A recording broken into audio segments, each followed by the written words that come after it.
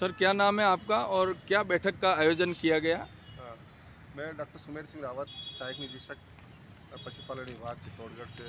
निवेदन कर रहा हूँ। आज हमारे जिला पशु क्रूरता निवारण समिति की बैठक का आयोजन हुआ।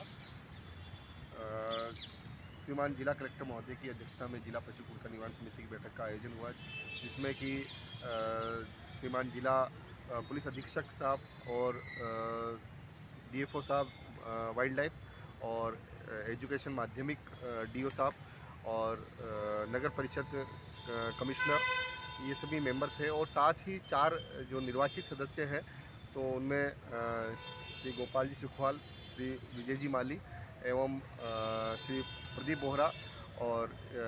विकास जी सोनी, ये 4 निर्वाचित सदस्यों ने भी बैठक में भाग लिया। मुख्य रूप से जो चर्चा हुई वो एक तो जो मुख्य बिंदु था कि अभी जैसे राज्य सरकार की घोषणा हुई कि हर पंचायत समिति स्तर पर एक नंदी गौशाला की स्थापना होनी है, तो उस संबंध में सभी को जानकारी दी गई, किस तरह से क्या उसकी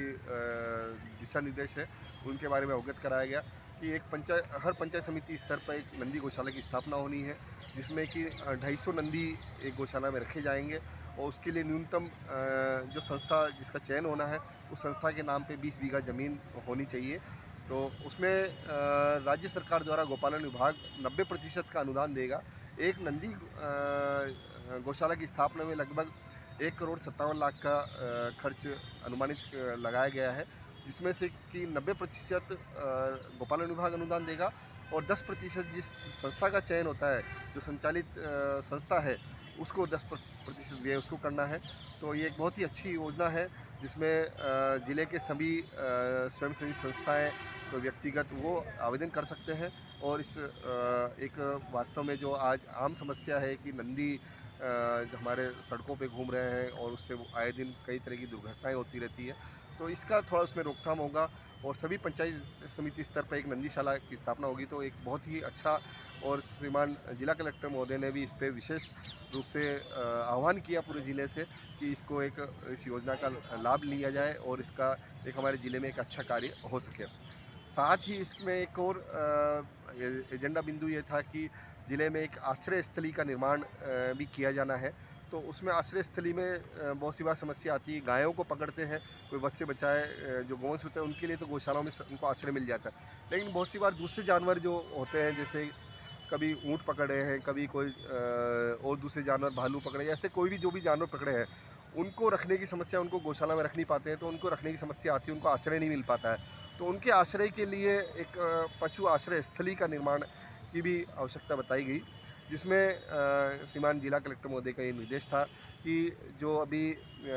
नंदी गौशाला की स्थापना होगी, उसमें ही एक सेक्शन पशु आश्रय स्थली का भी रखा जाएगा। साथ ही एक और तीसरा महत्वपूर्ण बिंदु पे चर्चा हुई, जिसमें कि अपने श्वानों की नसबंदी एक बहुत बड़ी समस्या आ रही है कि हमारे जैसे रेबीज़ कंट्रोल के कार्यक्रम के अंतर्गत माननीय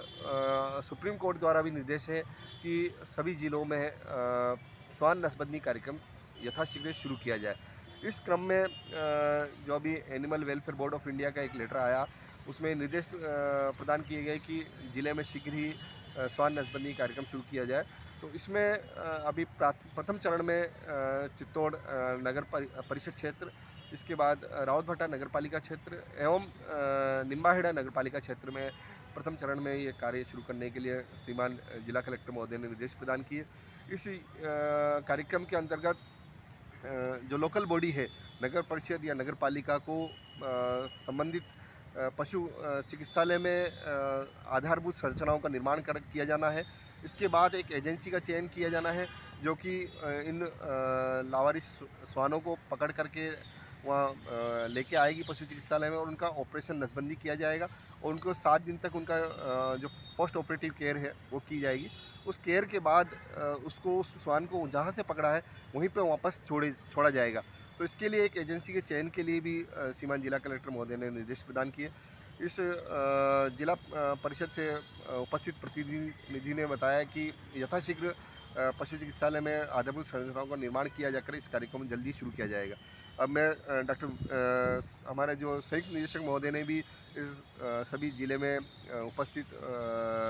जो पशु क्रूरता निवारण संबंधी से जुड़े हुए लोग हैं, उनसे आह्वान किया कि पशु क्रूरता के कोई भी मामले अगर आपके संज्ञान में आते हैं तो समिति के ध्यान में लावें। और इस जिला पशु क्रूरता निवारण समिति के निर्वाचित सदस्य श्री विजय जी माली से भी मैं निवेदन करूँगा कि वो भी आप जो अपने पशु क्रूरता से निवारण के संबंध में कोई विचार है तो व्यक्त करावें।